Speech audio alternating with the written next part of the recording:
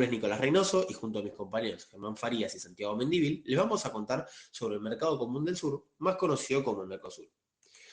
Antes de esto, les voy a pedir que nos transportemos a la década de los 80 en Latinoamérica. Uno de los temas más importantes que tenemos que tener en cuenta para entender el porqué de la formación del Mercosur es que América Latina estaba sumida en deudas y sobre todo deudas externas. Que bien sabemos, estas deudas se pagan en dólares y nosotros, desde Latinoamérica, no somos productores de dólares. Sumado a esto, las políticas proteccionistas en el mercado internacional, era casi imposible contraer créditos en el exterior que nos ayudaran o que ayudaran a los países de Latinoamérica a salir de la situación actual que se encontraban. Particularmente, en 1983, Argentina recupera la democracia de la mano de Raúl Alfonsín como presidente después de muchos años de dictaduras militares. Por otro lado, en Brasil, gana las elecciones el presidente José Sarney en 1985. El 30 de noviembre de este mismo año, los presidentes Raúl Alfonsín y el actual presidente de Brasil, José Sarney, se reúnen para firmar la declaración de Foz de Iguazú. Y ustedes me preguntarán, ¿para qué? ¿Y para qué fue esto? ¿Y para qué sirvió? Les cuento. Como ya mencionamos anteriormente, América Latina no estaba muy bien económicamente, que digamos. Entonces, la idea era promover el desarrollo económico entre estos dos países para poder, así, juntos, reintegrarse al mundo. La declaración de Foz de Iguazú implicó un aspecto clave en una comisión mixta de alto nivel de integración entre Argentina y Brasil, con el objetivo de buscar reorientar sus economías. Esto, para algunos países de Latinoamérica, no tenía mucho sentido que digamos porque ya se había intentado hacer algo previamente, pero sin éxito. Pero estos presidentes demostraron que esta vez iba a ser diferente. 6 años después de firmar la declaración de Foz de Iguazú, el día 26 de marzo de 1991, y con el objetivo de fortalecer la integración de los países latinoamericanos, da lugar el Tratado de Asunción, que establece la creación del Mercosur.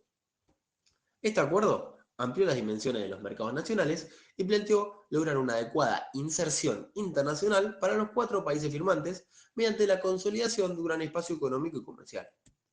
Los 4 países firmantes de este tratado fueron Argentina, Brasil, Uruguay y Paraguay. Hay que tener en cuenta también que para ser miembro del Mercosur, antes se debe ser miembro de la Asociación Latinoamericana de Integración, ALADI, y seguir un proceso de adhesión que está previsto por las normas internas del Mercosur. El protocolo de Ushuaia es un protocolo que se firmó el 24 de julio de 1998 en la ciudad de Ushuaia por los 4 países miembros y 2 estados asociados. En este caso fueron Chile y Bolivia. La idea de este protocolo fue reafirmar el compromiso democrático entre los países firmantes. Este protocolo establece una cláusula democrática que permite y determina la exclusión del bloque de los países donde se quiebre el orden democrático. Además, se permiten aplicar sanciones comerciales y el cierre de fronteras si es necesario. Ya veremos un poco más adelante que este protocolo fue el motivo de la suspensión de algunos países integrantes. La adhesión del protocolo es una de las principales condiciones para la admisión de un país como miembro pleno del grupo. Además de los estados firmantes iniciales, Perú, Ecuador, Colombia y Venezuela también se adhirieron al protocolo. El día 22 de junio del año 2012, Fernando Lugo, el entonces presidente paraguayo, luego de un juicio político, fue removido de su cargo. Brasil tomó medidas sugiriendo expulsar a Paraguay del bloque, mientras que Argentina retiró su embajada de la capital paraguaya. El día 28 de junio, Paraguay fue finalmente suspendida del Mercosur y del UNASUR, en cumplimiento del protocolo de Ushuaia, hasta el momento que fueran efectuadas las elecciones democráticas programadas para abril del año 2013. Otro de los acuerdos que tiene el Tratado de Mercosur es el protocolo de Ushuaia II, el cual el día 20 de diciembre del 2012, en una cumbre del Mercosur en Montevideo, Uruguay, se firmó este protocolo que hace referencia a las sanciones que se le aplicarán a los miembros en caso de ruptura o amenaza del orden democrático. Debemos recordar que para esta fecha el gobierno paraguayo se encontraba suspendido, siendo la causa que hasta ese momento no pudiera aceptar este otro protocolo. Tras la suspensión de Paraguay, los restantes 3 países miembros, recordemos, Argentina, Uruguay y Brasil hasta el momento, aprobaron el ingreso de Venezuela al bloque, que se concretó el día 12 de agosto del año 2012. El protocolo de adhesión de Venezuela había sido suscrito el día 4 de julio de 2006, 6 años antes, Pero ¿qué pasó? No había entrado en vigencia hasta el momento por la falta de ratificación por parte del Congreso paraguayo. Cabe mencionar que en este momento Paraguay se encontraba suspendido, lo que agilizó un poco los trámites de su incorporación. El 13 de junio del año 2013 se levantó la suspensión que había sido aplicada a Paraguay. Sin embargo, el entonces gobierno paraguayo había rechazado su reincorporación al bloque hasta que no se encontrara una forma jurídica para el ingreso de Venezuela al Mercosur de acuerdo con el derecho internacional. El 18 de diciembre de ese mismo año, el Congreso de Paraguay ratificó el protocolo. Es por esto que Venezuela se unió al Mercosur y Paraguay se termina de reincorporar de forma completa al bloque. En agosto del año 2016, los presidentes de Brasil, Argentina y Paraguay se presentan en Río de Janeiro para los Juegos Olímpicos. Al mismo tiempo, se reúnen para discutir la posible suspensión de Venezuela del organismo. Estos tres países presentan sus dudas sobre si Venezuela cumple o no cumple con todos los requisitos para ser un miembro pleno del Mercosur. Es por esto que el día 21 de noviembre del año 2016, el ministro paraguayo de Relaciones Exteriores anuncia que Venezuela sería suspendida en diciembre de ese mismo año, después de que el país recibiera un periodo de 3 meses para reformar sus leyes. El 5 de agosto del año 2017, los miembros de Relaciones Exteriores de los 4 países miembros se vuelven a reunir en Brasil y presentan declaraciones exponiendo que en Venezuela se produjo una ruptura del orden democrático. Y tras intentar, sin mucho éxito, realizar consultas con el gobierno de Nicolás Maduro, se procedió a sancionar al país con una suspensión indefinida de los derechos y las obligaciones pactadas en el Mercosur, según lo que se contemplaba en el Protocolo de Ushuaia. Ahora bien, tan importante es la historia pasada como la presente. En ese aspecto, veamos algunas cuestiones importantes del Mercosur en la actualidad. A continuación, Santiago les va a contar sobre cuestiones relacionadas a la conformación y sus objetivos principales. También vamos a conocer el organigrama y a sus órganos de decisión. También nos parece importante destacar cómo es el funcionamiento, cómo es que una medida se ejecuta y cuál es el proceso que atraviesa. Entonces, respecto de la constitución del bloque, como explicó Nico hace un ratito, podemos decir que existen los estados parte, que son aquellos que tienen voz y voto dentro del Mercosur. Estos son Argentina, Brasil, Paraguay, Uruguay y Venezuela. Aunque recordemos que en el caso de Venezuela se encuentra suspendido, por lo que su actividad dentro del mismo está restringida. El otro bloque es el de los estados asociados. Estos pertenecen al Mercosur pero de una manera diferente. No es oficial y no tienen voto. Tienen voz. Este es el caso de Chile, Colombia, Ecuador y Perú. El beneficio de estos países es que pueden participar en las reuniones de los distintos órganos que traten temas de interés en común. Otros países asociados o estados asociados son la Guyana y Surinam. Quizás no son tan escuchados frecuentemente como Chile o Colombia, pero de todas maneras participan como estado asociado y su participación tiene que ver con el esfuerzo de integración económica en América Latina según lo establecido en el artículo 25 del Tratado de Montevideo de 1980. Ahora bien, ¿por qué Mercosur? Bueno, primero que nada aclaremos una cosa. El Mercosur es un proceso de integración regional. Este proceso se basa en una carta democrática que no permite la pertenencia de países no democráticos. Por ende, si hay un golpe de Estado en un determinado país, queda expulsado. Entonces, esta Carta Democrática establece una zona de libre comercio y acuerdos de arancel común, así también como diversos mecanismos de complementación productiva y de integración económica, social y cultural, incluyendo la libre circulación de los ciudadanos del bloque. Esto último quiere decir que a Paraguay o a Uruguay o a Brasil, cualquier ciudadano tendría la posibilidad de acceder libremente, fácilmente. Dicho esto, los objetivos principales establecidos para su proceso son, en primer lugar, la libre circulación de bienes y servicios entre los países, a través de, por ejemplo, la eliminación de los derechos aduaneros y restricciones no arancelarias a la circulación de mercaderías y de cualquier otra medida equivalente. Esto quiere decir que entre los miembros, estados parte, no se debería cobrar ni retenciones ni aranceles al exportar o importar.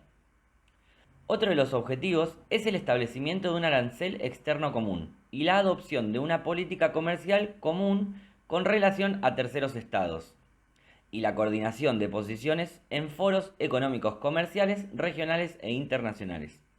¿Qué quiere decir esto? Que los países, los estados parte, actúan como bloque, definiendo los mismos aranceles al comerciar hacia afuera para no evitar competencias internas.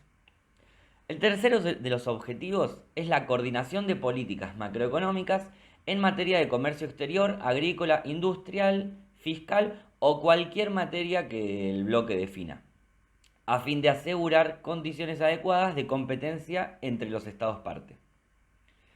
El último y cuarto objetivo es el compromiso de los estados parte de armonizar sus legislaciones en áreas pertinentes para lograr el fortalecimiento del proceso de integración. La idea básicamente es que las decisiones de cada uno de los estados parte a nivel país fortalezcan o al menos no dificulten el proceso de integración. Pero bueno, es posible que nos llame la atención y digamos, ¿realmente estos objetivos se cumplen? Bueno, me parece importante aclarar que para responder esta pregunta, primero hay que recordar que se entiende al Mercosur como un proceso de integración económica regional. Por ende, podemos decir que se encuentra en proceso de formación del bloque. Luego podremos analizar, y quedará a disposición de cada uno, si les parece que las medidas tomadas por los distintos países, según el gobierno de turno, fomentan o dificultan a este proceso. Ahora bien, respecto de la organización, la estructura y el funcionamiento del Mercosur, podemos establecer que para hacer seguimiento, controlar y promover acciones de integración se conforman los órganos de decisión. Según el protocolo de Euro Preto, prevé 3 órganos de naturaleza decisoria: el Consejo del Mercado Común, CMC, el Grupo de Mercado Común, GMC, y la Comisión de Comercio del Mercosur, CCM. De estos 3 órganos decisorios dependen un conjunto de órganos subordinados de distinta naturaleza. También establece este protocolo que la presidencia del Consejo del Mercado Común es ejercida por rotación de los estados parte, en orden alfabético, por un periodo de 6 meses. Actualmente la presidencia corresponde a Paraguay. Pero, ¿qué hace cada órgano? Bueno, bien. En primer lugar, el Consejo de Mercado Común es la conducción política por excelencia del bloque. Toma las decisiones para asegurar el cumplimiento de los objetivos y garantizar la constitución final del mercado común. Sus representantes deben ser los ministros de Relaciones Exteriores y de Economía de cada estado parte, y deben reunirse por lo menos una vez por semestre, con la participación de los presidentes de cada estado parte. En el caso de Argentina, Santiago Cafiero es el representante y delegado de este bloque. Luego, este órgano se desglosa en otros foros o comisiones que, para no entrar en detalles, dan soporte y facilitan operativamente el cumplimiento de las funciones del Consejo. Como dato de color, las medidas decididas por este órgano se pronuncian mediante decisiones que todos los estados parte deben cumplir. El segundo órgano es el Grupo Mercado Común. Este es un órgano ejecutivo, es decir, que administra y gestiona la actividad diaria del Mercosur. Cuenta con 5 titulares y 5 suplentes o alternos por cada estado parte. Entre estos representantes deben estar miembros del Ministerio de Relaciones Exteriores y del Ministerio de Economía y de los bancos centrales. Se deben reunir al menos una vez cada 3 meses, mediante reuniones ordinarias. Luego, las veces que tengan ganas. Dentro del Grupo de Mercado Común se encuentran áreas de trabajo organizadas en grupos, subgrupos, grupos ad hoc y reuniones especializadas. El Grupo Mercado Común se pronuncia mediante resoluciones, otra vez obligatorias para los estados parte. Y el último órgano de decisión es la Comisión de Comercio. Este órgano asiste al grupo anterior, al Grupo de Mercado Común, y vela por la aplicación de los instrumentos de política comercial común que repercuten sobre el funcionamiento de la unión aduanera. La idea es que funcione bien, ¿no? También hace seguimiento en materia de políticas comerciales comunes comercio intra-Mercosur y con terceros países. ¿Y cómo se conforma? Bueno, los delegados o representantes son 4 titulares y 4 alternos por cada estado parte. La comisión es coordinada por los ministerios de Relaciones Exteriores y se deben reunir al menos una vez por mes, o cada vez que al grupo o un estado parte le pinte y convoque a una reunión. Esta comisión está conformada por comités técnicos que se especializan en áreas diferentes. La Comisión de Comercio del Mercosur se pronuncia mediante directivas que claramente, y otra vez, son obligatorias para los estados parte. De alguna manera, y haciendo una analogía con lo que ocurre dentro de un país, el poder dentro del Mercosur está dividido en poder legislativo, este sería el Consejo de Mercado Común, el poder ejecutivo, adjudicado al Grupo de Mercado Común, y el poder judicial, que aunque no nos parezca muy conveniente el concepto para este caso, podríamos decir que sería la Comisión de Comercio del Mercosur. Por último, y antes de entender un poco cómo funciona el Mercosur, estaría bueno tener en cuenta la existencia del Parlasur. El Parlasur es un parlamento unicameral que se relaciona directamente con el Consejo de Mercado Común. En cierta forma, es un órgano que asiste al Consejo y que puede promover legislaciones. La conformación del Parlamento, del Parlasur, significa un aporte a la calidad y al equilibrio institucional del Mercosur, creando un mercado común en el que se refleje el pluralismo y la diversidad de la región, y que contribuya a la democracia, participación, representatividad, transparencia y legitimidad social en el desarrollo del proceso de integración y de sus normas. Lo cierto es que desde hace varios años este Parlamento ha quedado relativamente desarticulado debido a las diferentes políticas internas de cada uno de los estados parte, por lo cual no logra cumplir su función de reflejar el pluralismo y la diversidad de la región y tampoco de convertir esta situación en consensos. Pasando en claro, desde lo que podemos observar en la realidad, existe, pero no cumple su función. Entonces, estos son los 3 órganos de decisión oficiales del Mercosur, y este es el organigrama completo. Veamos que es mucho más complejo de lo que corresponde a los órganos de decisión, pero básicamente es lo que conforma de forma general al Mercosur. Quizá ahora lo interesante es saber cómo es que una idea o propuesta se transforma en una decisión ejecutada y obligatoria para los estados parte. Proceso de entrada en vigor de las normas emanadas de órganos decisorios. En el órgano decisorio se aprueba la norma por consenso. Una vez negociadas y aprobadas las normas por los órganos decisorios del bloque, cada estado parte la incorpora a su ordenamiento jurídico nacional, mediante un decreto, ley, etc. A efecto de asegurar la vigencia simultánea, se ha establecido un procedimiento para la incorporación de la normativa Mercosur al ordenamiento jurídico de los estados parte con fundamento en el artículo 40 del protocolo de Ouro Preto. Una vez hecho esto, cada estado parte notifica a la Secretaría del Mercosur la incorporación de la medida. Una vez que todos los estados parte informan la incorporación, la Secretaría realiza un comunicado sobre este hecho. La norma debe entrar en vigor simultáneamente 30 días después de la comunicación efectuada por la Secretaría. Como siempre, hay excepciones. ¿Cuáles son? Primero está el caso en el que las normas que se establezcan tengan que ver con aspectos internos del funcionamiento del Mercosur. En este caso, no es necesario que los estados parte la incorporen a su ordenamiento jurídico nacional. La segunda excepción es el caso en el que la norma que se reglamente ya estén reguladas en el ordenamiento jurídico de alguno de estos países. En este caso, el Estado informa a la Secretaría la existencia de la norma nacional en cuestión. Para tener en cuenta, se plantea una agenda de trabajo dentro de este proceso de integración para dar forma y dimensión al alcance del bloque. Esta agenda está compuesta por los siguientes pilares: integración comercial, integración productiva, convergencia estructural, integración social y ciudadana, integración subnacional, integración educacional, integración con América Latina y el Caribe, relaciones extrarregionales e intercambios académicos.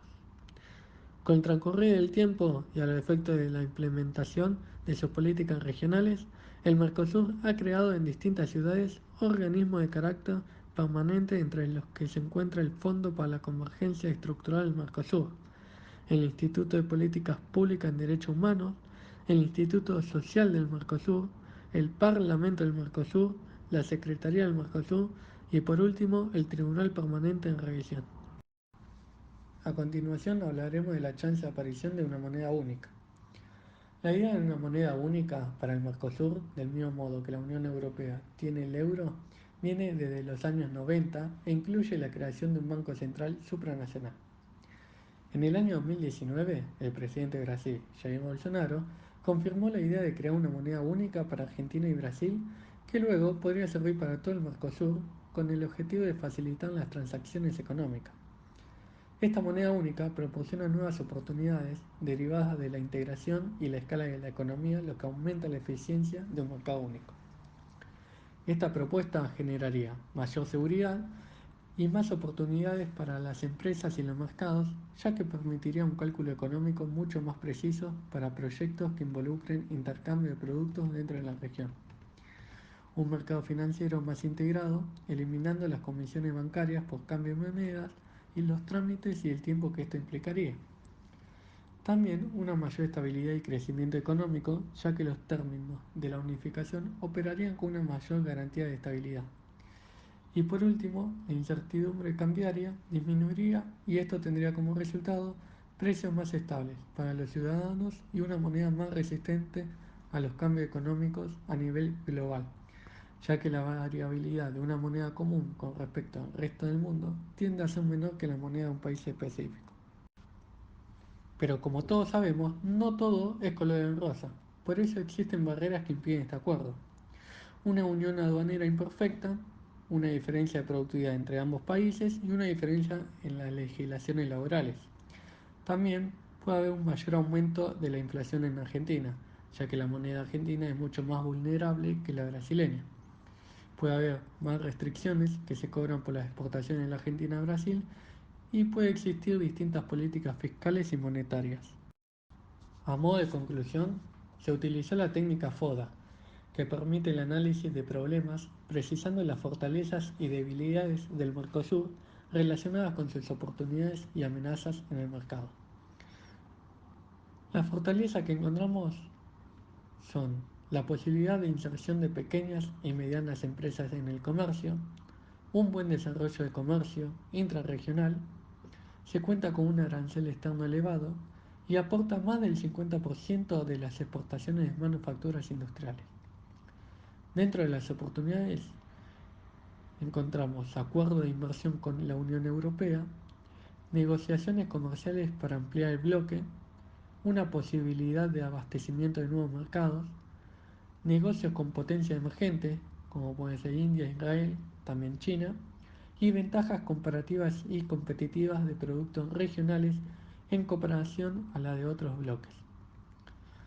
Identificamos como debilidades una asimetría económica, social y política, baja densidad de intercambio entre países que la integran, dificultades para avanzar hacia una integración más profunda, una falta de atención a las necesidades de los países de menor tamaño en el bloque y no cuentan con datos actualizados en la región. Y por último, como amenazas, encontramos una posible invasión de producción china, una crisis financiera de los Estados Unidos, la relación entre Venezuela y Estados Unidos, ya que hay una mala relación con Venezuela y se podría poner a Estados Unidos como un enemigo, una aparición de otras alternativas comerciales extrarregionales y cadenas comerciales transnacionales que operan en forma paralela al Mercosur. Desde ya, muchas gracias por su atención.